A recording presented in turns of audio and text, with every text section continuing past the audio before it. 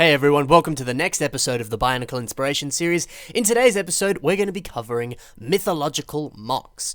Pretty much what I mean by that is any kind of Egyptian or Greek god, or just any kind of sort of character from myth and legend and days of old, all sorts of fun things like that. Also, if you want to submit some of your own mocks to the show, you of course can, but more on how to do that at the end of the episode. So without further ado, let's begin. So the first mock that we have today is by Moko, and is called Zeus. Obviously, this is a rendition of the Greek god Zeus. One of the things I really like about this is overall it's got a very imposing kind of large, powerful look. It's obviously a titan. It's much taller than your typical build. It's much larger, bigger, and more awesome. And that in itself kind of lends it to looking more kind of godlike. You know, they are very powerful, large, imposing figures. And so as a result, building a larger character seems very fitting. One of my favorite additions on this mock, though, is this kind of, for lack of a better term, like a halo kind of concept behind it. You know, kind of building this ring of sort of Technic connectors and then adding a little additions there so you can attach all these swords and things around it. It creates this really interesting and unique looking design. It looks very godlike. It almost looks like sort of something you might see in like a painting or something, a sort of really old, like olden day kind of painting. And it kind of frames the mock really nicely and just makes it look more powerful and more kind of godlike. And it's also a really nice substitute for wings. You know, wings would definitely help to make a mock look kind of more godlike. But sometimes wings can just be a pain to make or a little bit difficult, or it's not really the look that you want to go with. So adding this really unique kind of ring design behind the mock like that is just a really interesting substitution and works really well. I mean, it makes this mock look so much more godlike, but you could easily do it on any kind of mock and it just sort of be this interesting kind of pattern thing behind it, you know. It doesn't necessarily matter if it is anything specifically, it just looks cool. So I really like that. And using those specific ornate Knight's Kingdom sword pieces there that kind of have this sort of snake design around it works really well, looks really ornate, looks really godlike. It's very cool. I also really like the staff that this mock has. It's extremely simple, but it's really cool just how the staff sort of bends like that, has these little studs and things on it, and then kind of leads up into that nice looking sort of orb claw thing at the top there. It just looks nice. It's simple, but really effective and adds a lot to the character. I mentioned those Knight's Kingdom swords before on the kind of halo design at the back, but there's a whole bunch of other Knight's Kingdom parts used throughout this mock. You can see them on the shins here, you can see them sort of throughout the arms, and even a little bits on the torso there as well. These sorts of pieces are a little bit larger, so they kind of cover up large areas of like the arms there, or the legs, and so it kind of takes up a larger area. So because this mock is naturally larger, it works really well to use these pieces because they in themselves are quite large. They also sort of have a nice kind of grandiose look to them to some degree. Most Knight's Kingdom armor pieces are either this kind of nice gold or old gold or sort of silvers and stuff like that. They're very kind of knight-like or almost kind of godlike to some degree. And so I think using these pieces is really interesting because it kind of helps create this sort of, grandiose look to the mock. It's really interesting to see and looks really cool. Plus, Knight's Kingdom parts work very well with Bionicle, so it's always nice to see them being used on any kind of mock. And finally, one of the more interesting additions on this mock is the hair design, as well as some of the beard and other bits of hair around the face of Zeus here specifically. Using some of these larger claw pieces, he's able to create this really cool looking beard design, which seems very fitting for a god, for them to have a very cool looking beard like that.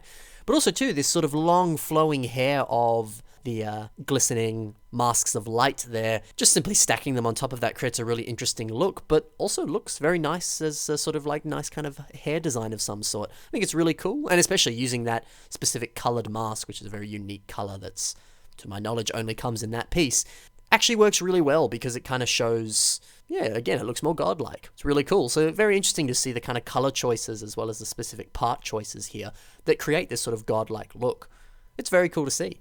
So fantastic mock by Moko. Let's move on to the next mock, which is by Anton Sunderstrom and is called Adja the Lamia. This mock is awesome. It has so much character and personality, as well as a lot of posability too. He's used a whole bunch of mixel joints, socket joints, ratchet joints, all sorts of things. And as a result, there's a lot of different areas for the mock to pose. And as a result, he gets it into some fantastic poses. And that kind of lends it to have so much character, so much life to it. Plus it has this awesome brick-built face, which again adds so much personality. Now obviously, in terms of relating this back to mythology, this is based off of Medusa to some degree. And so I think that's interesting. You don't necessarily have to build, Zeus or a specific god or character from mythology. you can be inspired by a specific concept. So like a snake lady with snake hair, for example, and you kind of make your own specific mock because to my knowledge, and maybe I'm just inexperienced with my mythology, the character was Medusa and not Nadja as this mock is called. So speaking of that really awesome custom head there, really, really clever using all those different animal pieces, whether it's those two scorpions to kind of form the little strands of hair on the side, or using that octopus as the back there, which kind of looks a little bit like sort of all the flowing snakes coming out of her hair. Very, very clever to see and looks really awesome. And interesting too that they actually didn't use any snakes for the snake hair, and yet it still looks reasonably snake-like. It's very cool. And heck, even if, you built a very similar head design like that, you could very much pass that if you built it in dark red or even black, because those pieces all come in black pretty much. It could still pass as just regular hair as well, so it's kind of cool that can work both ways there.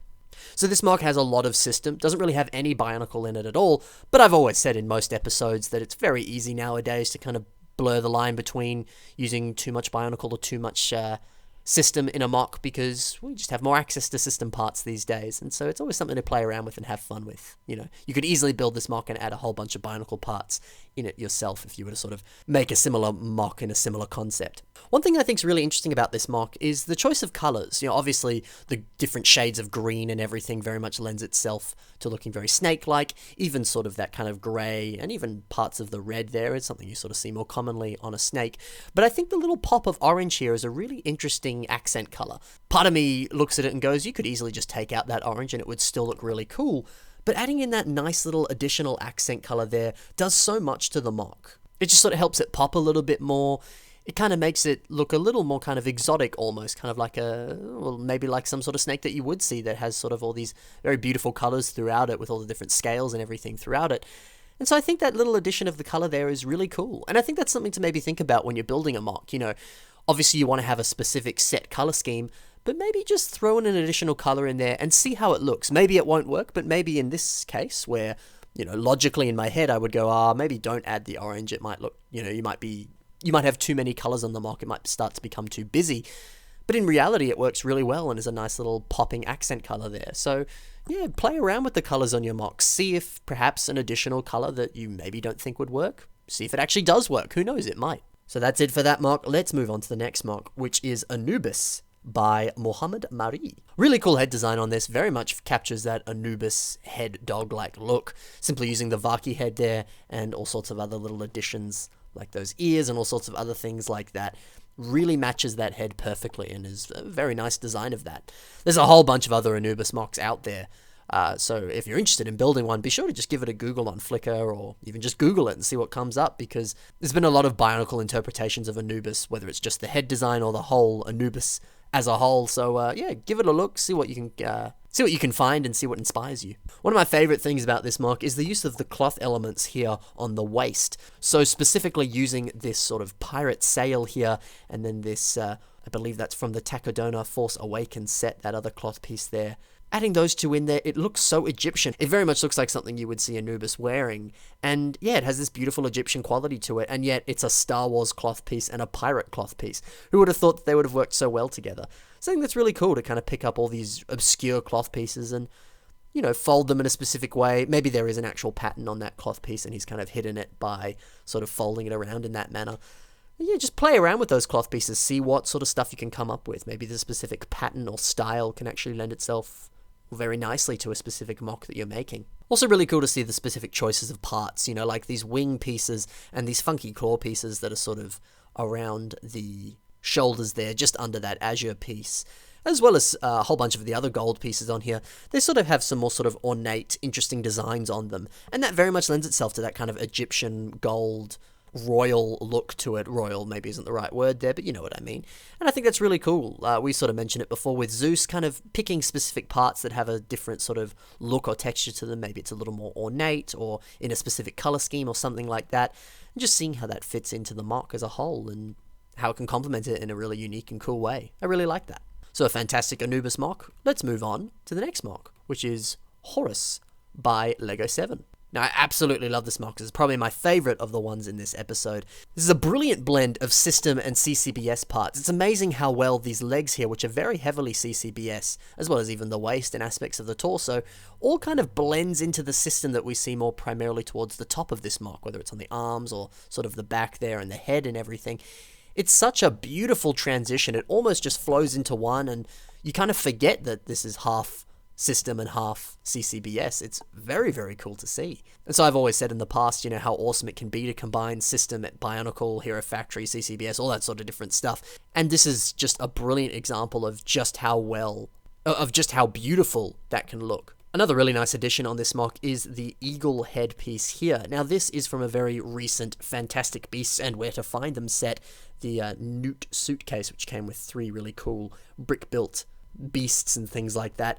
This specific head is from that set, and wow, that works really well with any kind of CCBS or system mock like this, and really makes me want to pick up that set and play around with some of the heads that you get in there, which are exclusive to that set, but look really cool and work really well on this mock. I love that addition, and it looks so cool. I also love the staff on this mock. It's super simple, but super effective. It's simply just these series of axles here, but the way it ends here, having this octagonal connection piece, adding all these clips on there, as well as this sort of 4-bar piece with these lightsaber rods and everything, it just looks so godlike and so beautiful. It's a nice kind of ornate tip to the end of that staff there. It's so effective and looks so nice. I really, really like it. And of course, we can't finish talking about this mock without mentioning this brilliant wing design. It's amazing what he's been able to achieve here. It's so posable. It just looks exactly like what you would expect a wing to look like on this mock. It's amazing. The way the system kind of blends into the Technic panels at the end there is so cool. And overall, the design is very simple, but achieves a fantastic look. Simply the way it's built is with a lot of mixel joints, obviously, and just having these sort of longer beams of system and then attaching connections for those mixel joints. And then kind of layering all these different tiles and slopes and things on there to achieve that look. And then just finding different ways of attaching other kind of ratchet joints and connection joints and things to add even more posability and movement to the wings itself. It's so cool to see. And it's amazing throughout all these photos, the amount of poses that it's able to be put in. It's such an awesome addition to this mock. It's really, really cool to see. And I can't say I've seen a wing design used in this manner before, and a wing design that's so posable and lifelike that's actually relatively simple. It's very, very awesome. So that's it for 4 mythological themed mocks.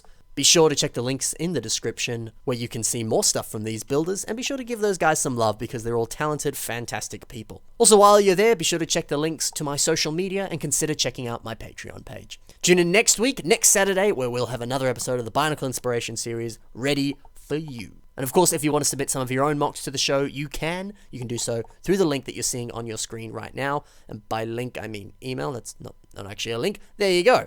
Be sure to check an email, send some photos and a little bit of information on your mock to that email address. If you want to copy that email, it's in the description below. Thanks, guys. I'll see you in the next episode. Happy building. Bye for now.